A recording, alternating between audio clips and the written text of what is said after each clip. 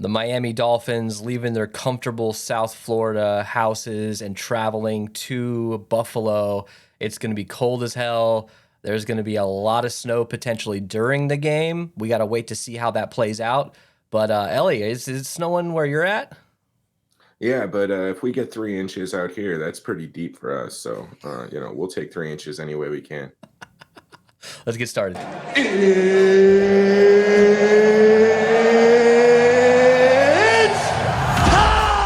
What is up, guys? Welcome to the Edge DFS. My name is Tyson Smith, joined by Ellie Hernandez.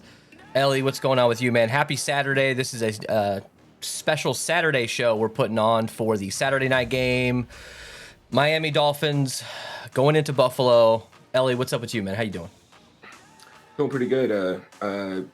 Was trying to place the main slate today. My hopes and dreams burned out within the first minute and a half. And then the Indy defense decided to go off. So, on to Showdown. That's why we play Showdown, right? So we can get a whole bunch of games in before Saturday and Sunday end. Yeah, and to bring up that, the Vikings just getting their absolute ass kicked in this game. Anything can happen, man. Like, I know the Vikings aren't necessarily, like, there's these tweets going around, they're the worst 10-3 team ever and things like that. I don't know about that. I mean, they have some weaknesses, but anything can happen, especially when your schedules, change. You're playing on a Saturday. That's why I think that the Dolphins, if they can establish the run game and open up some Tyreek Hill down the field, maybe they can stay in this game. I just don't see it happening, man. This is a cold weather team, Buffalo. I know that Tua and Mike McDaniel, they try to play it off as far as us. It's not that big of a deal. They have to play in it too. Well, yeah, you guys practice and play and live in a warm, humid, nice beach climate. It doesn't matter where they come from. If these players are from cold weather, it doesn't matter. They have to acclimate to it. It's going to take them a little bit of time. So the fact that they're going into this potential blizzard type conditions, it does not bode well, especially for the type of team they have, where they have these fast players. That's really going to neutralize that advantage in that department. So I don't know, Ellie. And we also heard something about some heaters. I think the rule is what? If Buffalo chooses not to have heaters on their sideline, the other team can as well, right? So maybe they're playing mind games. And maybe they're like, bring it on. We don't need heaters, but I know you guys do, So, I mean, look, the weather is important. I don't want to spend too much time talking about it, but it's going to absolutely change the way this game is played. So we have to kind of talk about it.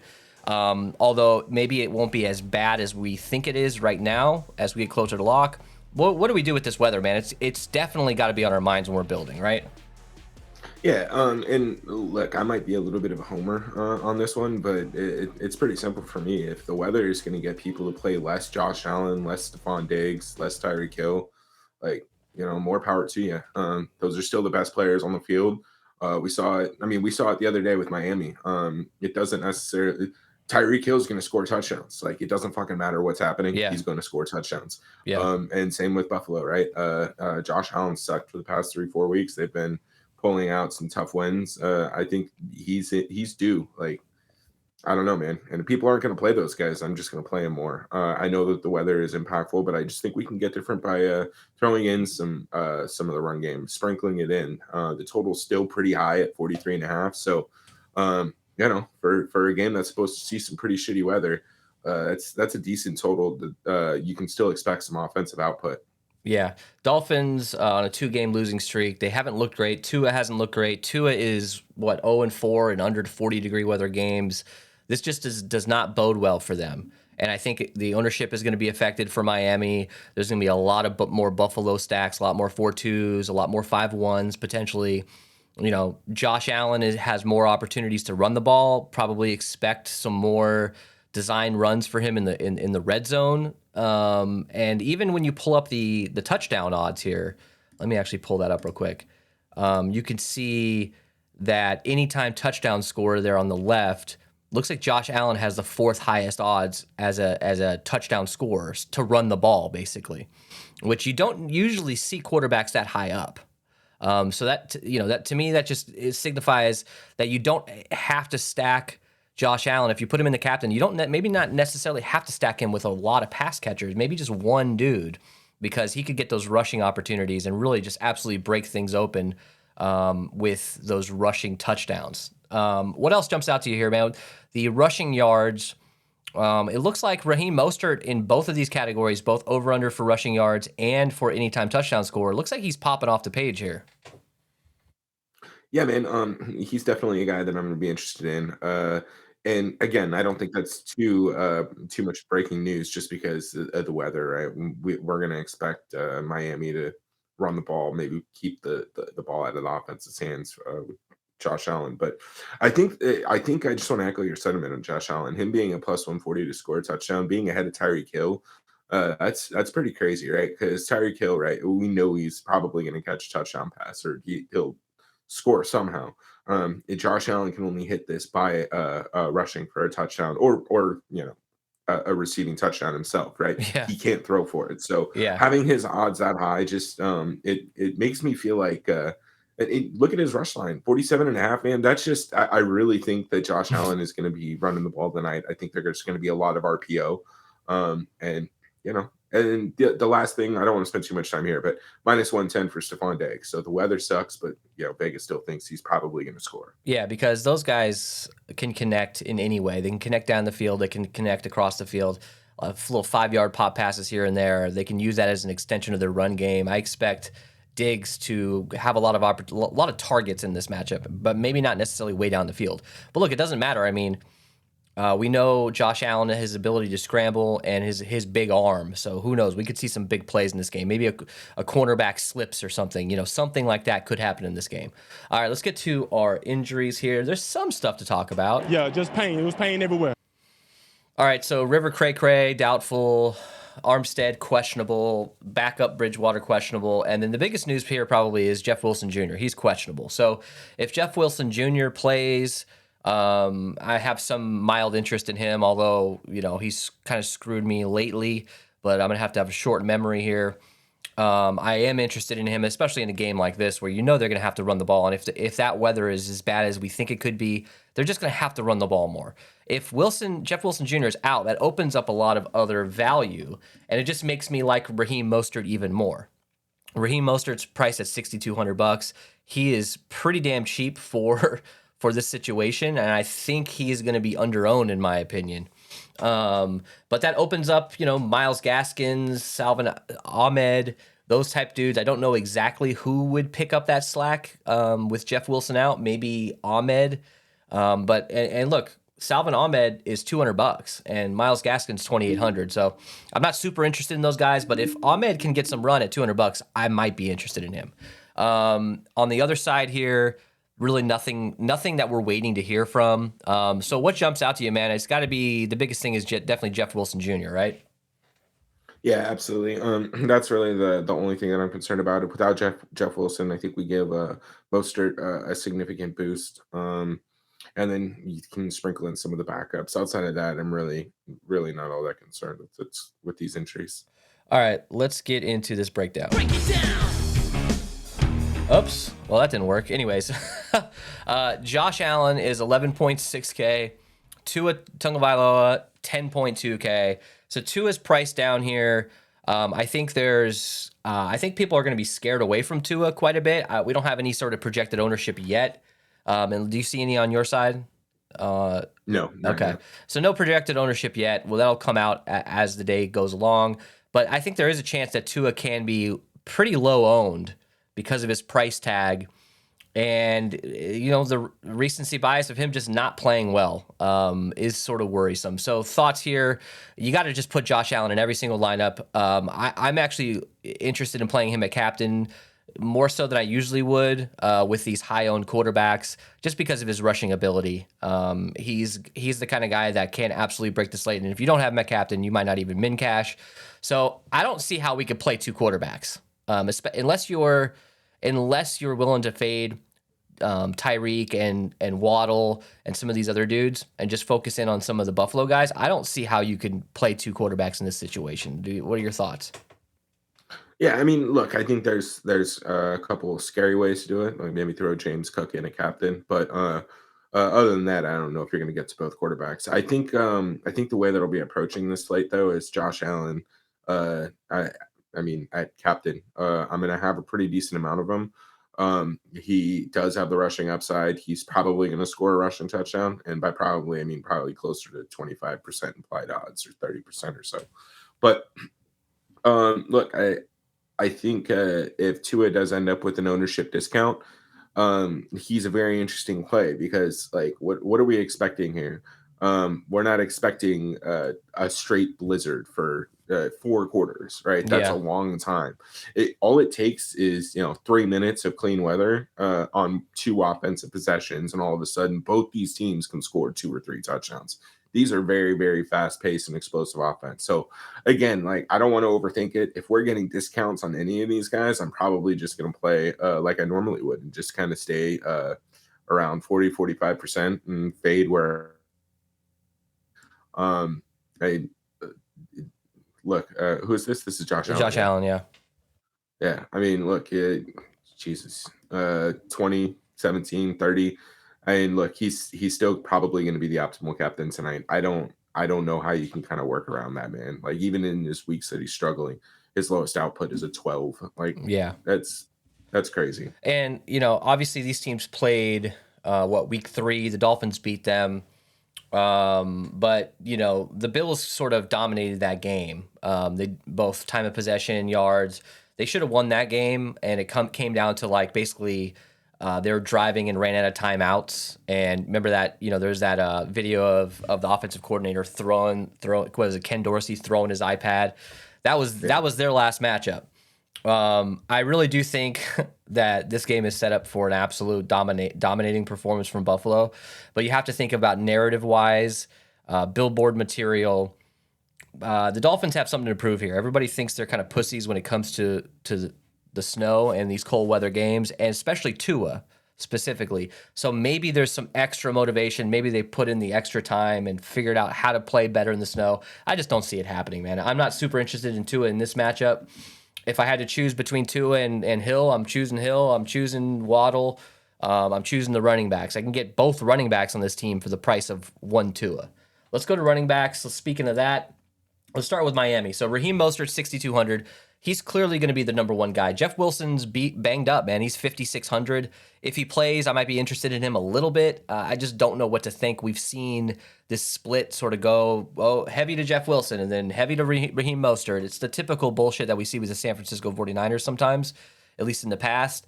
In this particular case, I think Raheem Mostert's a great play. Especially, they're going to have to, like, if this team is going to have any success, they're going to have to get the run game going. I just don't see how they can do much in this particular game with the weather if they're getting 2-3 yards per carry. It just doesn't make any sense to me. So they're going to have to try to establish it. And at that point, Raheem Mostert is a great captain option at 6,200.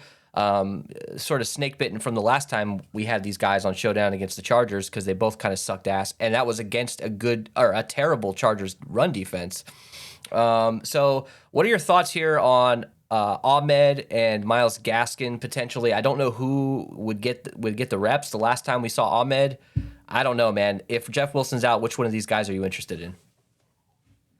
Look, if we're looking at backups for Jeff Wilson, I think the obvious guy is going to be Myles Gaskin if he's out. But I'm interested in playing Alec Ingold and both Salvin Ahmed just because they're priced at $200. That's the kind of flexibility that'll give us the ability to play. Both quarterbacks and Tyreek Hill, maybe Stephon Diggs in a lineup.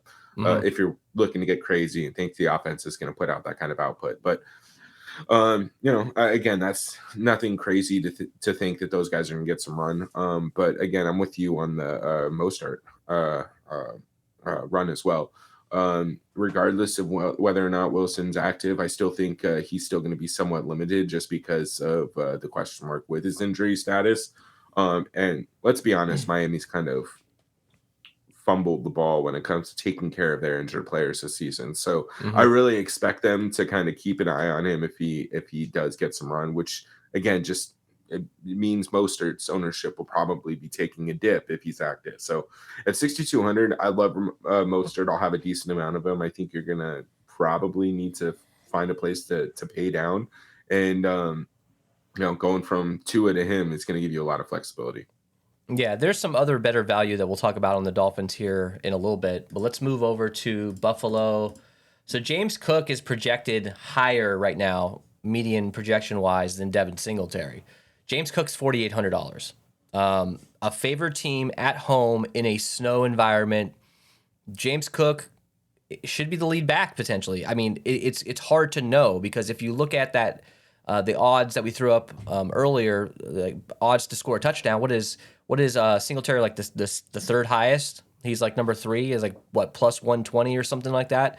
So Singletary and plus his rushing prop is much higher. If you look at James Cook's rushing prop, what is he at? Like 20 yards or something like that over under. So that kind of worries me with James Cook, but he's projecting well fantasy wise. Both sites seem to have him projected right around Singletary. So if that's the case, at 4,800 compared to 7K for Singletary, I think James Cook is going to be much more popular. I think it's a better play, but I don't think you can forget about Singletary. He's the type of guy that, depending on how the game script is going, if he's a hot hand, they'll just keep giving it to him. And I see him potentially scoring a touchdown in this game and absolutely screwing things up. So don't forget about Devin Singletary. And of course, you got Nyheim Hines, who hasn't really been involved that much. So thoughts here, man. Are you interested in James Cook as much as I am? And you got to just focus on Singletary to try to get him in, right? Yeah, man. I think this is a good slate to run Josh Allen a captain and then maybe handcuff these guys.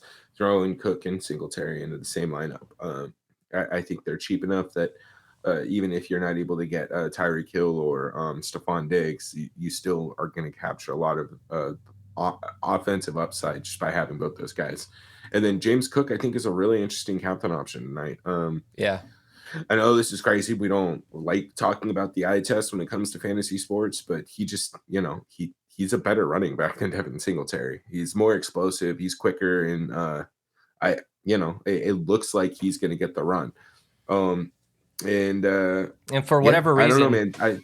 Sorry, dude. I just want to mention before I forget, for whatever reason, I think this is like the third time this year that James Cook and Dalvin Cook have played on the same day in some sort of weird holiday or some sort of weird. So it's kind of strange. And James Cook is Dalvin Cook's brother. That's the same DNA, man. That dude is good. I really like him, and I think that the team loves him. Is this his second year, or is this he's not a rookie, right? This is his second year, I believe. Or is he a rookie? Am I crazy? No, he's a rookie. Oh, yes. See? It's just a long season. Been a long season, dude. It really has.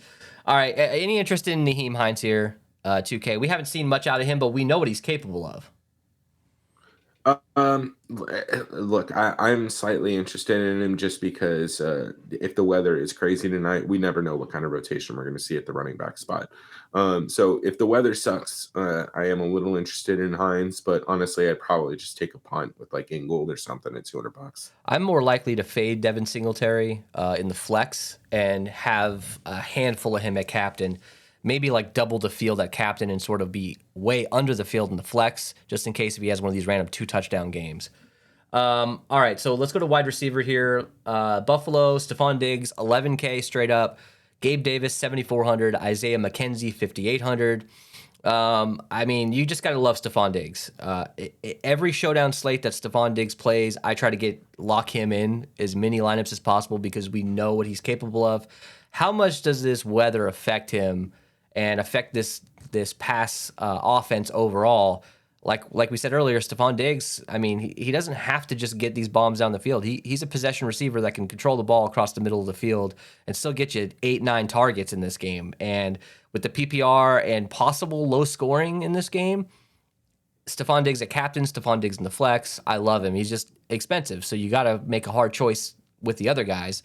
What do we do here, man? These three guys, obviously Diggs is the man. What are we thinking for Gabe Davis and McKenzie too?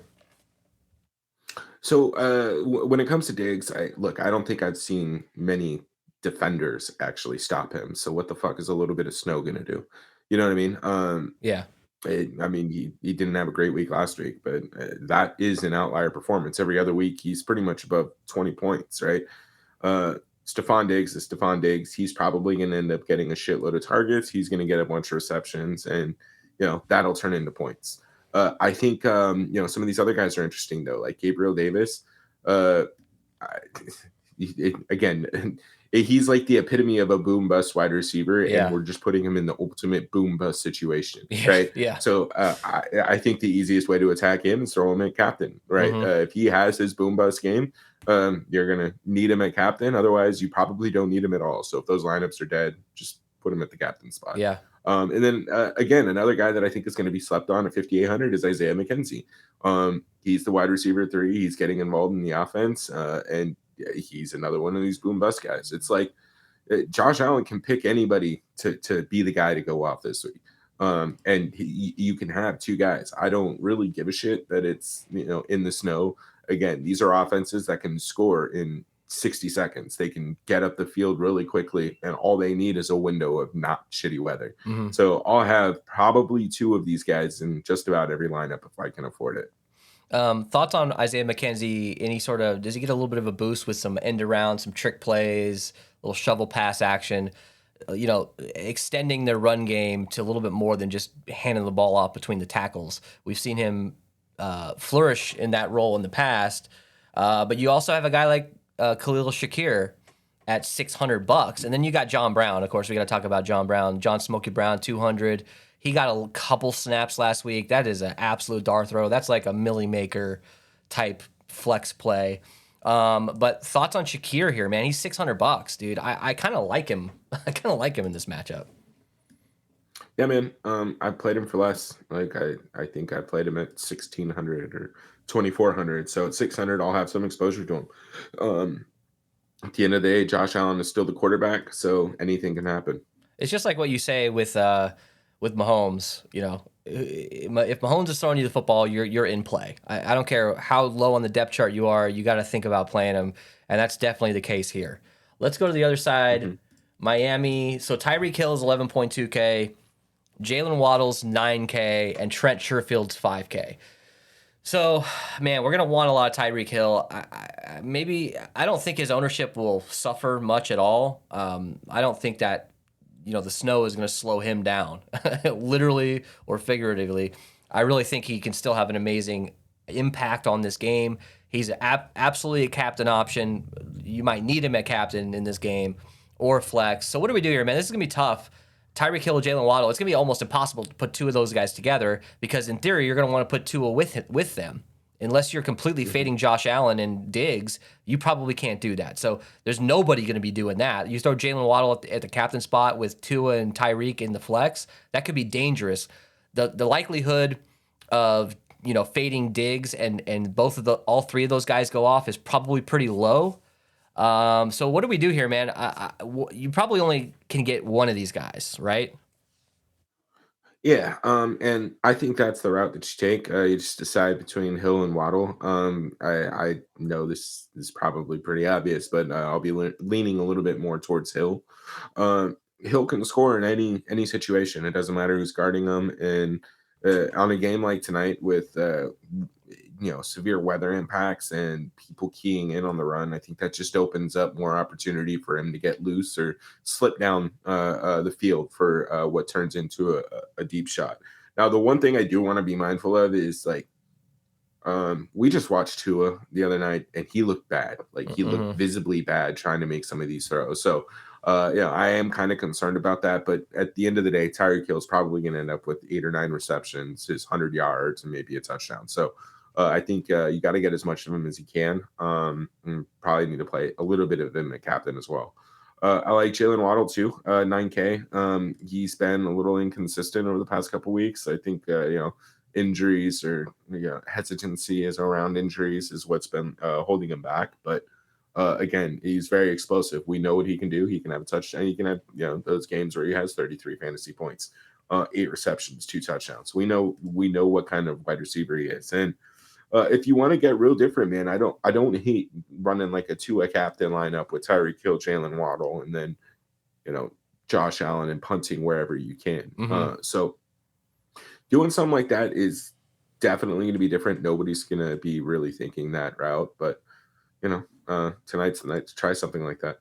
Any interest in Sherfield? He's got 61%. Yeah, 61% of the snaps last week, 64% the week before. He ran just as many routes last week as Jalen Waddle. He ran more routes the week before than Jalen Waddle. So I think Trent Sherfield is obviously he does have that home run type ability. We saw him score that long touchdown 2 weeks ago. You got to think about him at 5K and shit, putting him at captain, man. Ooh, that could be nice if he gets one of these, 16, 17 point outputs, and then you could fit all the good guys in the flex. He's sort of you're going to get similar builds to the James Cook captain, obviously, because they're right around the same price. So in that case, I'm interested in Sherfield too. Then, right? Yeah. I don't know if I'm necessarily interested in my captain. I do think that he gives you a lot of flexibility. And if he does end up seeing the kind of route tree or the volume of routes that Waddle's seeing, then he is a little bit interesting. But I think he's fine to sprinkle in into the flex at 5K. I think I still kind of prefer James Cook at the captain spot just because he has, I don't know, man, he could easily end up being RB1, where Trent Sherfield at best is our wide receiver 2. Yeah, so yeah. That's kind of the way that I'll be approaching that. But look, I think you can sprinkle him in. I think he's one of the few low-owned guys that has true touchdown potential, though. Yeah. And look, I just real quick before we move on from here, Cedric Wilson's interesting.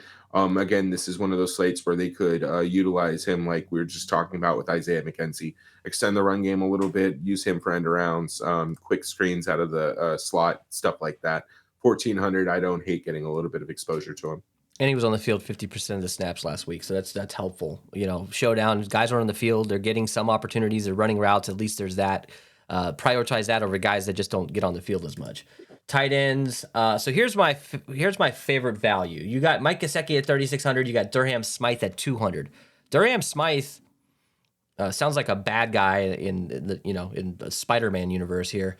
63% of the snaps last week. Didn't run really any route, he only ran 6 routes. He's not really involved in the pass game as much as Gesicki, but he's on the field a lot more.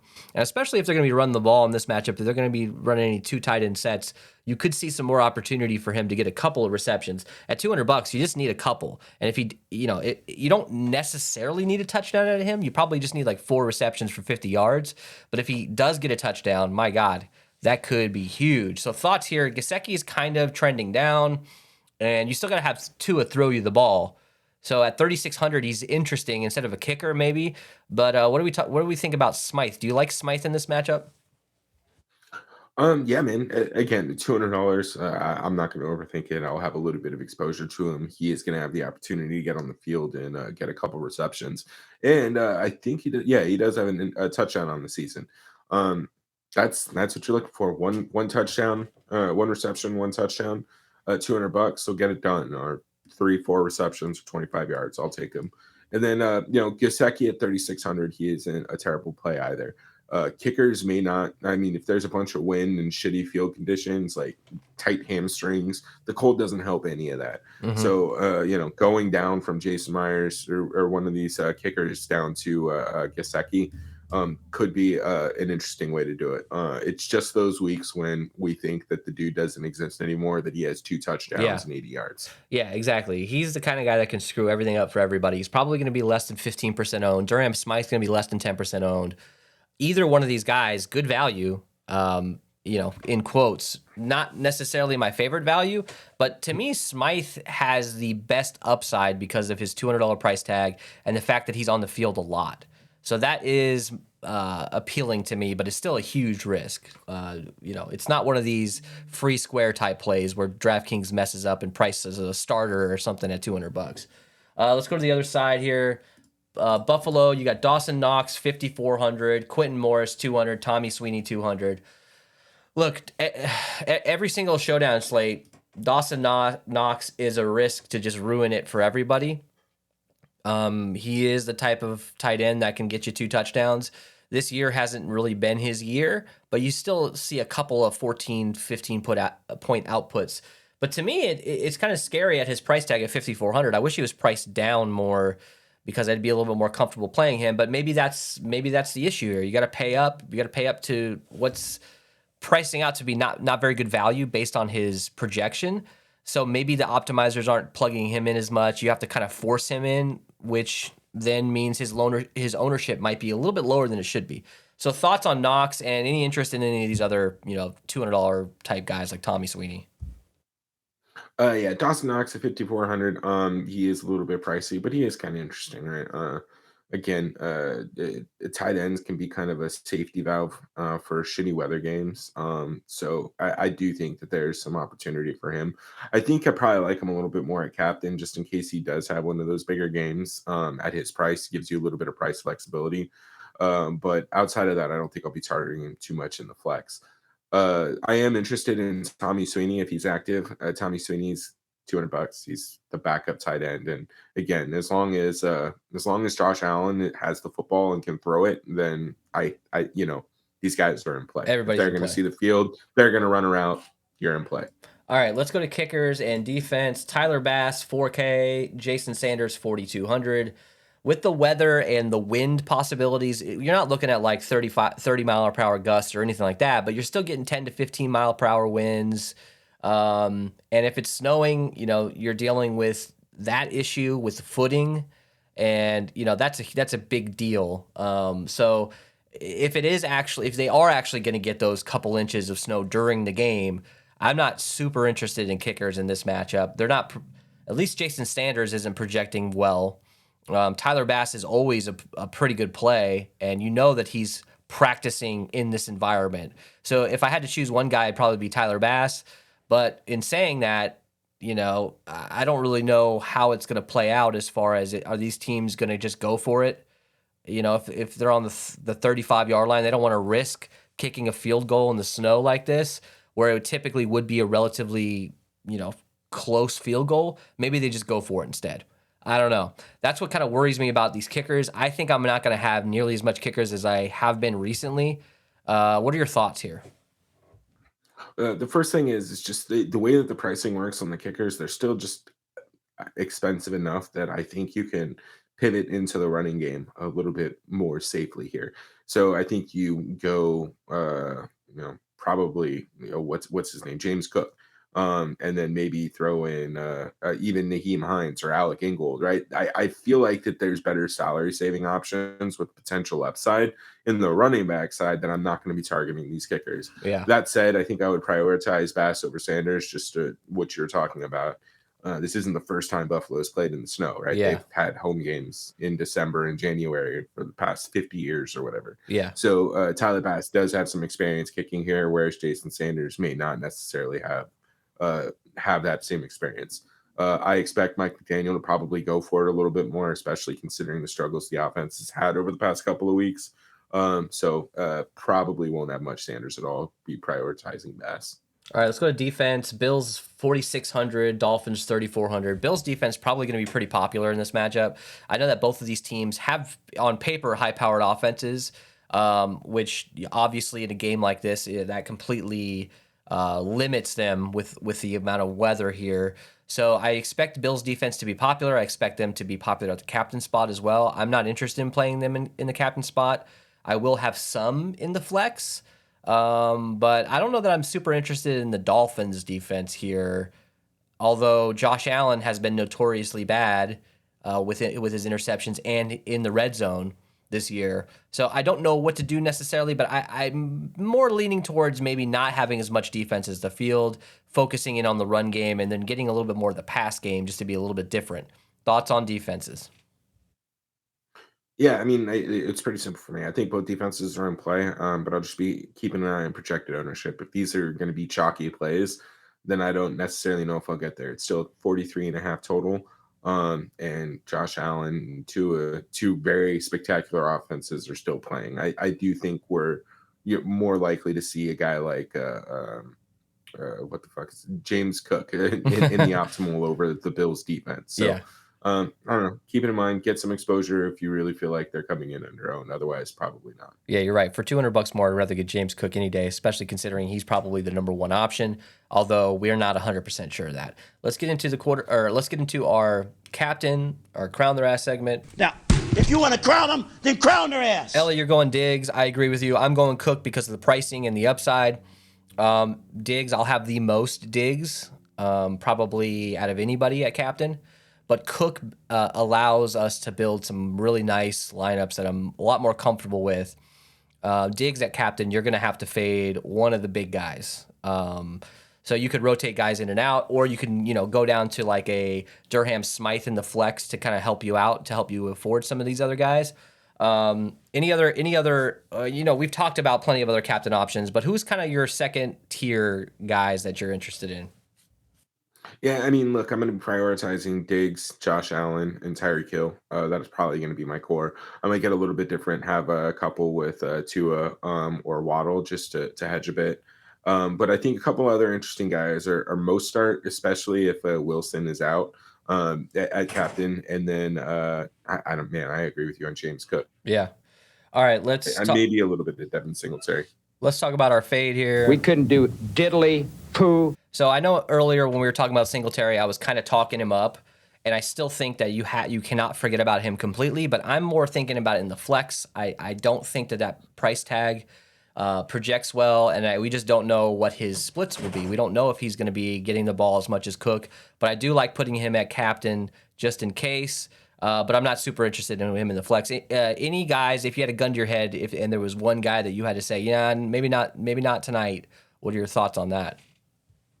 The reason why I put no actually is because gun to my head, it's Tua. I think I'd rather just get the skill players from Miami. I think just naturally for me, unfortunately, I think Tua is going to be probably that guy. And it happened to me last week, and it worked out well.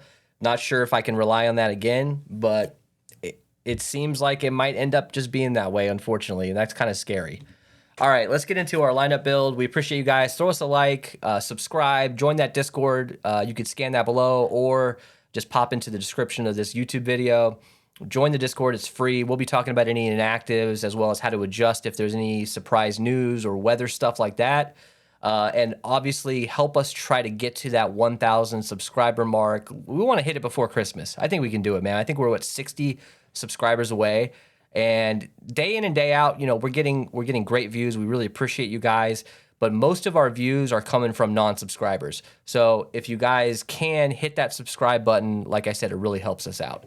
All right, let's get into builds. I'm going to hit the button and see what happens. Josh Allen, captain. Ahmed in the flex. Now, they're just projecting him with a couple fantasy points at 200 because probably the news on Jeff Wilson. I don't know that this is probably going to change, but you got a $200 guy in there basically. Tyler Bass, Raheem Mostert, Stephon Diggs, and Tyreek Hill. So no Tua, and you got Josh Allen a captain. So thoughts on this one? I will run this, and then I will just pull out Ahmed and rotate probably a couple different $200 pieces in there. All right, this is a solid lineup. Let's build Josh Allen captain, like sort of a cash build. Now probably it's going to be something similar to that, but let's build our own and talk through it. We want to get Tyreek. We want to get Stephon Diggs. Who else is necessary here? Probably, are you interested in James Cook in a cash lineup with that price tag? Yeah, I am. All right, let's put him in 5,600. So we probably punt and then get a kicker here potentially. But like I said, this game is a little bit different game script. I don't know if I want a kicker in the cash lineup. How much is Mostert? He's like 6,100, right? 62. Yeah, we can't quite get him. Okay. Then let's throw in Tyler Bass and just see what we have left. All right, kick his ass, Seabass 1,600. Cedric Wilson, Ingold. No one that I'm super interested in. If we get news that Jeff Wilson Jr. is out, then yeah, maybe we end up with a guy like Ahmed, and that is basically the same lineup except we threw James Cook in there. So that's not bad. Yep. It still kind of worries me. We're gonna have to wait for news and on inactives to really kind of nail this down.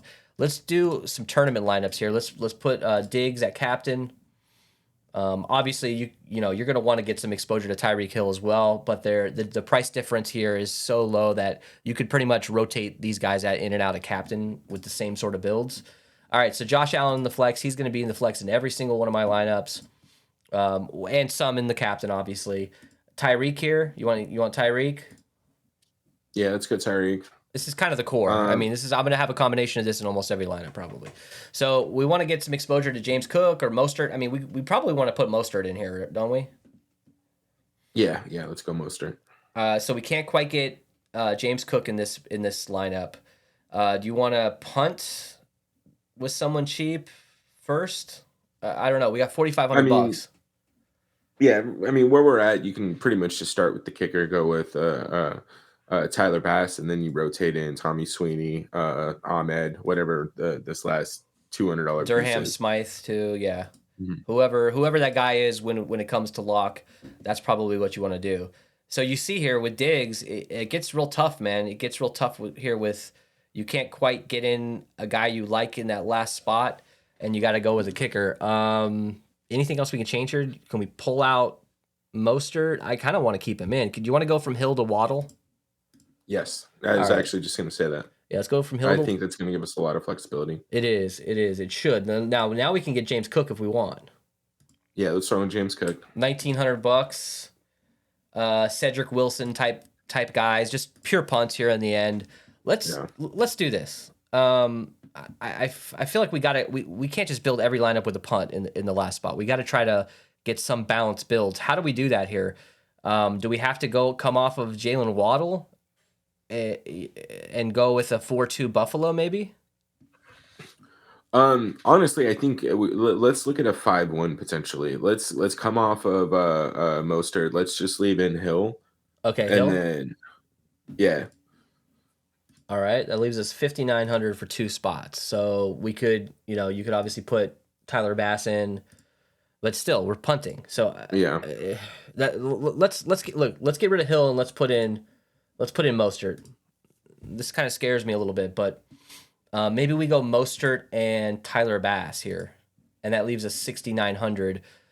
Well, I guess we have So we want to get one more Miami guy here, which Trent Sherfield. You got to go all the way down to Trent Sherfield here. Still not a very comfortable situation unless you want to. Well, were we doing a 5-1? Is that what you're saying? I'm sorry, I'm all over the place. Well, hold on. Pull out. Let's just pull out Tyler Bass. Like what like cheaper are they interested in? Not really. I mean, there's just not. Like, I guess no, there isn't. And what about? Let's see. I mean, I guess throw in Sherfield and see what we have left. I don't know if that's going to get us anything to pay up for on $5,900 Isaiah McKenzie. Oh yeah, that's fine. I don't know, man. This looks fine. It's just kind of all over the place, Let's not build with Diggs. I think we really need to wait on that Jeff Wilson Jr. news because that opens up a lot of interesting things for us if he's out.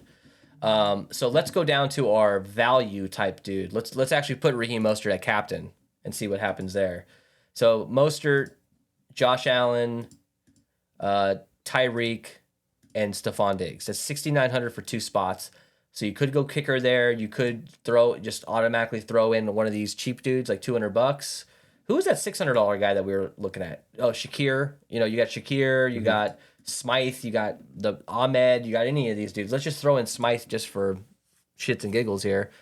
$6,700 for the last spot. McKenzie. Yeah. I like that. I mean, even then you can just rotate if you're not comfortable with it. Go from McKenzie to Knox, James Cook.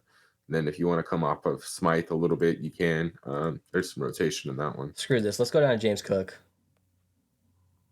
This is why I built with him earlier, and this is why I liked him so much, because you can just do a whole lot here. Tyreek, Stephon. Let's get Mostert up in this mofo. 2,800. What does that get us in that last spot there? Myles Gaskin, if need be. And I don't hate that. If you're fading Tua, you get 2 running backs and Tyreek Hill. That's not bad. Obviously, we're waiting on news with Jeff Wilson. We don't know if Gaskin will get any run yet. Instead of Mostert, let's put somebody else in there instead of Mostert. What do you think? Do you want to do like a kicker? Do you want to do another Buffalo player here? like McKenzie or something like that? Throw in Gabe Davis if you can. All right, let's do it. 1,600. So Cedric Wilson, your typical stuff here. So I don't know, man. I don't feel good about this per se, but that's usually when I do the best. So I don't know, man. Like, you just got to make a lot of tough decisions, and there's not a lot of value that I like. So it might be better to pay down at captain, jam as many studs that we want to play into flex, and maybe only have to punt with like a kicker or something, right? So what are your thoughts? Like, what are you going to think about tonight when you're building? What are you going to try to prioritize?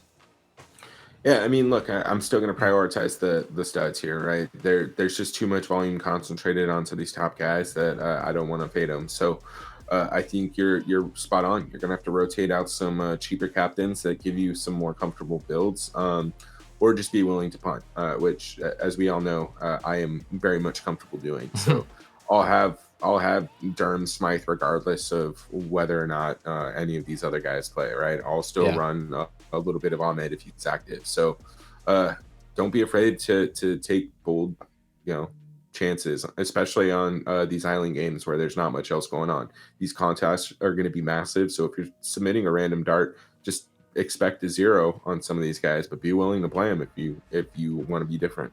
I'm thinking 28-17 Bills, and I think it's not even that close. I think this is going to be an ass whooping, but I am going to protect myself with some 4-2 Dolphin stacks, things like that, in a handful of lineups just in case. I might even do a single entry. I might go heavy on my tournament lineups with the Bills and do a single entry that has a few more, maybe a Tyreek, a captain, or something weird like that. Just to kind of protect myself. But I don't know. I got to figure things out. What are your thoughts on a low-owned guy that can score, and what's your final score prediction? Final score, I'm just sticking with 27-17 until I get it right. And then low-owned guy that I think I can score, probably Smythe, man. Yeah. I'm going to say the same thing just because I said Durham Smythe's name more than I think I've ever said in a 30-minute period. But anyways, guys, we appreciate it. Throw us a like on the way out. We will be back for tomorrow, Sunday Night Football. I believe it's Green Bay's playing, I think, right? I don't know. We'll figure that out on the day. There's so much going on today and tomorrow. We will see you guys tomorrow around 4 p.m. Eastern time. See you later.